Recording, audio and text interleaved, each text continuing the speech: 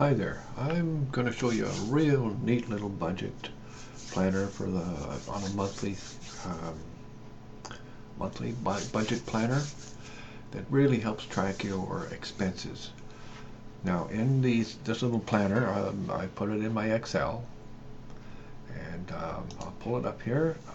But basically, the budget is pretty simple. You know, it's not complicated. You add what you like, as many items as you want that you want to track individually, or you can generalize. As you see, I've got, say for the month of January, I've got heading as a description, which lists everything I'm going to be paying out in that month. Now this could be extended down 50 lines, 100 lines if you want. It just depends how in depth you want to be. Now under my heading, I just want to generalize, keep it small so I can explain it carefully. Okay, I've got my description, got my date, say when I'm going to get paid. Generally, everybody knows when they're going to get their next paychecks. So, like say January 10th and 24th. Other is any extra money you get that you want to add onto the budget to be part of that expense ratio. Confirm is when you pay bills. Um, you automatically indicate it here, say yes, okay, the rent has come out, so I just put an asterisk there to indicate that the rent has gone out of the account, the car payment has gone out of the account, car insurance has gone out of the account. And generally these bills are pretty standard in their payment totals, and they're pretty standard of when they come out of your account. Now, like the house phone is a different story. It varies according to the usage and where you called and everything you've done.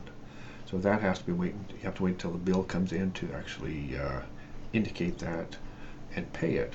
Now, some people pay online, some people pay by check. Me, I pay online. I just more or less put my confirmation number in, and when I pay online, it gives me a confirmation number that this bill has been paid, and I just indicate it in this column here. And that goes for any other bill that I pay. Now, I also on the due on means the due dates that these bills are expected to be paid by. So you have a good idea when these bills are coming out of your account and out of what check they're coming out of. Now the totals, nothing goes in there unless you want to play around and add some other formulas and play with it. That's generally for down in the bottom here for your grand totals. Okay, carryover is what's left over after your bills and expenses have come out for the month. As you see, it's pretty simple.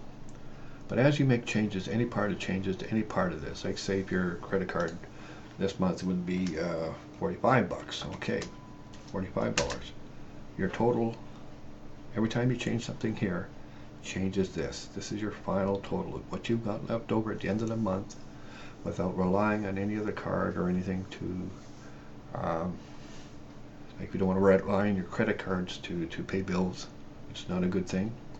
It's what you've got as a surplus, excess money that you haven't spent out of those two paychecks.